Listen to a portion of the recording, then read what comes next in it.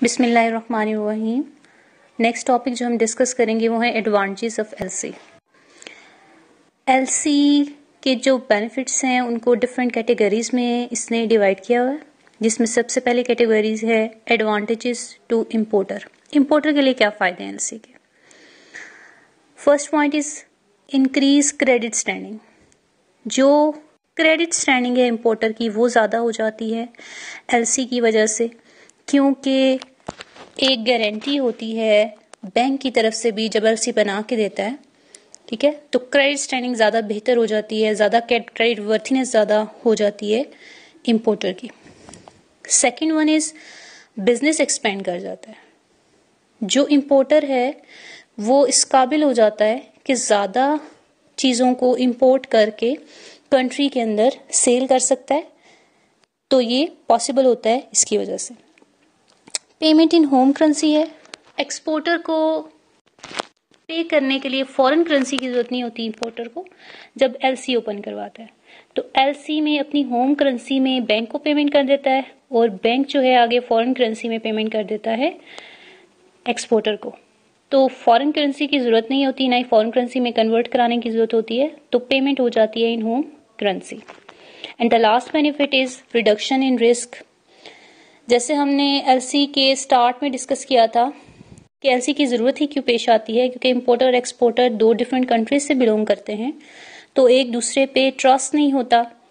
ये risk involve होता है, रिस्क ऑफ लॉस, कि ऐसा ना हो कि पेमेंट दे दें और चीज़ें रिसीव ना हो, तो जो रिस्क है वो कम हो जाता है इसकी वजह से, क्योंकि बीच में बैंक गारंटी लेता है कि गुड्स रिसीव होने के बाद ही पेमेंट जो है वो रिलीज होगी, तो लिहाजा सिक्योर हो जाता है importer. Second is the advantage to exporter. अब एक्सपोर्टर्स के लिए क्या फायदे हैं? सबसे पहले अर्ली पेमेंट। उनको आसानी से एलसी के ऊपर बिल ड्रॉ करके जो पेमेंट है वो रिसीव हो जाती है। उन्हें वेट करने की जरूरत नहीं होती कि जो इम्पोर्टर है वो चीज़ें रिसीव करेगा और फिर पे करेगा, तो जल्दी पेमेंट रिसीव हो जाती है, जो इसका पहला बेनिफिट है एक्सपोर्टर के लिए। Second one is pre shipment finance.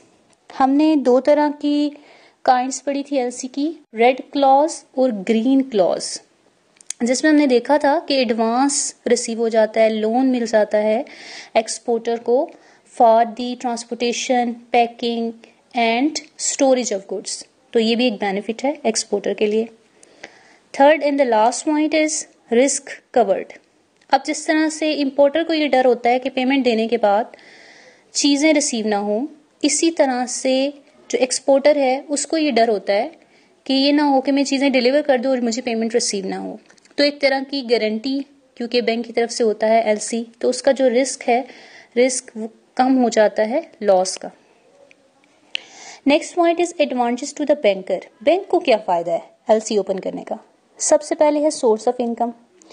Bank जिसको भी एलसी बना के देता है उस पर अपना कमीशन रिसीव करता है। कमीशन क्या है? इनकम है बैंक के लिए, तो ये बैंक के लिए सोर्स ऑफ इनकम है।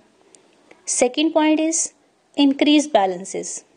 जो भी इम्पोर्टर एलसी ओपन कराता है उसे मार्जिन डिपॉजिट कराना पड़ता है बैंक के अंदर, तो जितने भी इम्पोर्टर्स होंगे वो मार्जिन जमा कराएंगे।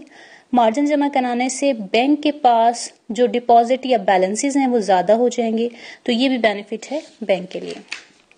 Next one is new relationship.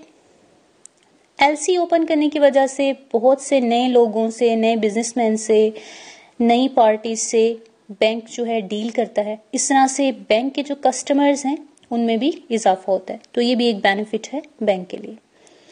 Last one is better reputation. Bank की गुडविल क्रिएट होती है, क्योंकि बैंक ना सिर्फ अपने डोमेस्टिक बैंक्स के साथ डील कर रहा होता है, बल्कि जो फॉरेन बैंक्स हैं, क्योंकि एलसी की वजह से फॉरेन बैंक्स के साथ भी उसे डील करना पड़ता है, तो उसकी एक रेपुटेशन क्रिएट हो जाती है अगर वो एफिशिएंटली काम करता है तो उसकी रेपुटेशन पहले से बेहतर हो जाती है एलसी की वजह से, तो ये भी एक एडवांटेज है बैंक के लिए। Next is advantages to the government. Government को क्या फायदा है? First of all documentation. LC क्योंकि रिटन फॉर्म में होता है, तो एक प्रूफ होता है ट्रांजैक्शन का कि इंपोर्ट हुई है, तो डॉक्यूमेंटेशन जो है कंट्री के अंदर वो अवेलेबल होती है। तो पहला benefit. Second one is government income. अब इंपोर्ट्स के ऊपर कस्टम ड्यूटी पे की जाती है जो कि गवर्नमेंट के लिए सोर्स ऑफ इनकम है। इसके अलावा एलसी को देखते हुए या जो भी इंपोर्ट्स की वैल्यू है उसको देखते हुए जो टैक्स लायबिलिटी है वो असेस करना इंपोर्टर की इजी हो जाता है गवर्नमेंट के लिए, तो ये भी एक बेनिफिट है। Last point for general public, अवाम को क्या फायदा है एलसी का। First of all source of employment. LC की वजह से बहुत से लोगों को एम्प्लॉयमेंट की अपॉर्चुनिटी मिलती है, जैसे पैकिंग करने वाले हो गए, एक्सपोर्ट एजेंट्स हो गए, ट्रांसपोर्टर हो गए, इसी तरह से इंश्योरेंस कंपनीज हो गई, तो उनके लिए सोर्स ऑफ एम्प्लॉयमेंट है। Second benefit is variety of goods. वो चीज़ें जो अपने कंट्री में अवेलेबल नहीं होती वो हम इंपोर्ट करके दूसरे कंट्री से मंगवा सकते हैं, उनकी अवेलेबिलिटी हो सकती है, चीज़ों की वैरायटी इंक्रीज करती है कंट्री के अंदर एलसी की वजह से। तो this was the overall topic, advantages of LC.